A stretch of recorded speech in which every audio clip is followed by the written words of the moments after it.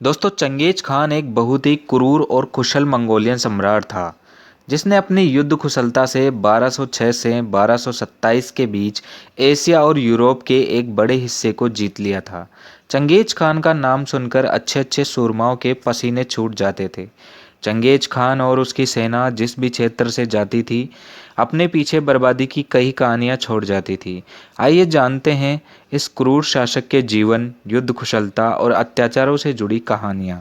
Genghis Khan का जन्म सन 1162 के आसपास मंगोलिया के एक खानाबदोश कबीले में हुआ था। चंगेज खान का पिता यसुसजेई था, जो उनके कबीले का मुखिया हुआ करता था। चंगेज खान जब मात्र 10 साल का था, तब उनके पिता का देहांत हो गया। पत्नी और 7 बच्चों को अनाथ छोड़कर उसका पिता इस दुनिया से चला गया। अनाथ होने के बाद भी चंगेज खान मेहनत करता रहा। कबीले के सरदार का पुत्र होने की वजह से वह युद्ध की बारीकियां और कलाएं बचपन से ही सीखता रहा। बचपन से चंगेज खान बहुत गुस्सैल स्वभाव का था। एक बार जब उसका भाई ने उसकी मछली चोरी करके खा ली, इस बात पर चंगेज खान को इतना गुस्सा आया कि उसने अपने ही भाई को मार डाला। चंगेज खान का धर्म वो मुस्लिम नहीं था। उसके नाम के साथ खान लगा होने की वजह से अधिकतर लोग ये मान लेते हैं कि वह मुस्लिम था, जबकि दोस्तों ऐसा नहीं है। चंगेज खान का असली नाम तेमुजिन था। चंगेज खान ने अपनी कुशलता से ही अपने कबीले में अच्छा खासा प्रभाव बना लिया था। मंगोलों की सभा ने उसे अपना सरदार घोषित कर दिया और उसे कागान की उपाधि दी। उस वक्त मंगोलिया में सरदार की उपाधि पाने वाले को खान कहा जाता था।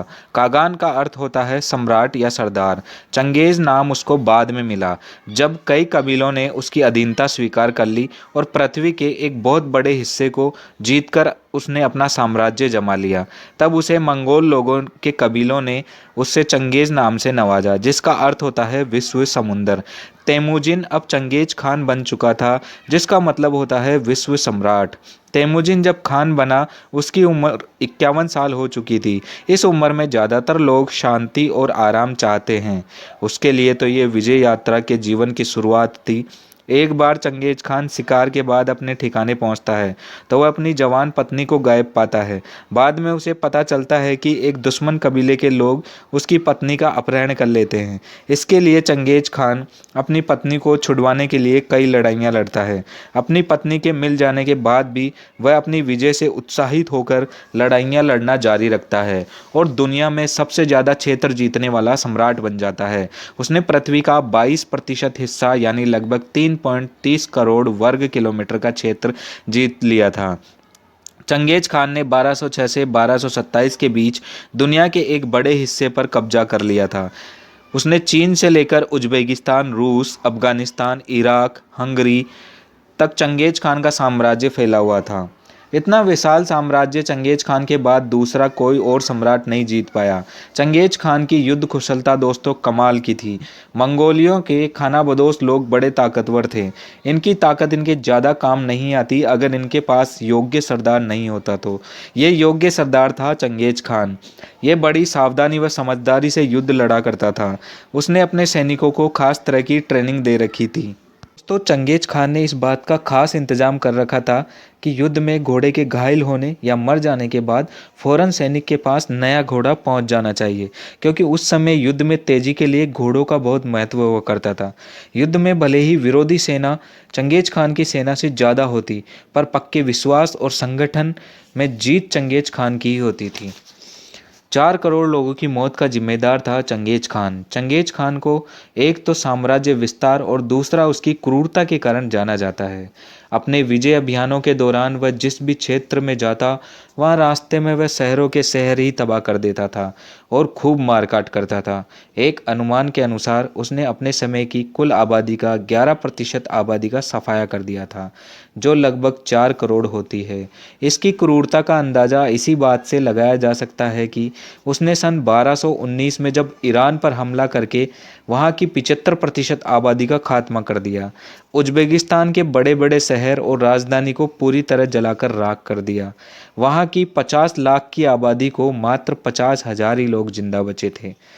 इतिहासकारों के अनुसार जितनी आबादी ईरान की थी उतनी आबादी फिर से होने में 750 साल का समय लग गया। चंगेज खान ने जब चीन की दीवार को भेद कर चीन की राजधानी बीजिंग पर आक्रमण किया, उसके बाद उसने चीन के कई शहरों को उजाड़ दिया, जलाकर राख कर दिया, हजारों लाखों लोगों की लाशों के ढेर लगा दिए। इन सब बातों से अंदाज़ा लगा सकते हैं कि चंगेज खान कितना क्रूर और निर्दयी शासक था। चंगेज खान भारत आते आते लौट गया था। इसने ईरान में जिस राजा खारजम पर हमला किया था, उसका लड़का जलालुद्दीन भागकर सिंध नदी तक चला आया था और दिल्ली दरबार में आश्रय लेने गया।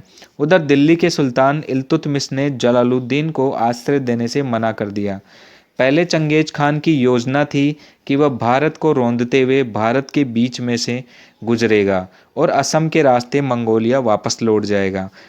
पर दिल्ली के सुल्तान इल्तुतमिश के हार मानने के बाद चंगेज खान बीमारी के कारण वापस लौट जाता है। इस कारण उत्तर भारत एक भयानक बर्बादी से बच गया। वासना का भूखा था चंगेज खान। यह जिस भी क्षेत्र को जीतता था, वह वहाँ के पराजित योद्धाओं की पत्नियों व बेटियों की नंगी परेड करवाता था। वह उन स्त्रियों का चयन करता था जिनके साथ उसे हम बिस्तर होना होता था। बाकी बची स्त्रियों को वह अपने अधीनस्थ सेनापतियों और सिपाहियों को छावनी में भेज देता था। महिलाओं की वह अपने लिए पसंद छोटी नाक, लंबे रेशमी बाल और आवाज़ को देखकर पसंद करता था। चंगेज खान की कई पत्नियां थीं। चंगेज खान लगभग लाखों का नहीं तो कम से कम हजारों बच्चों का बाप था।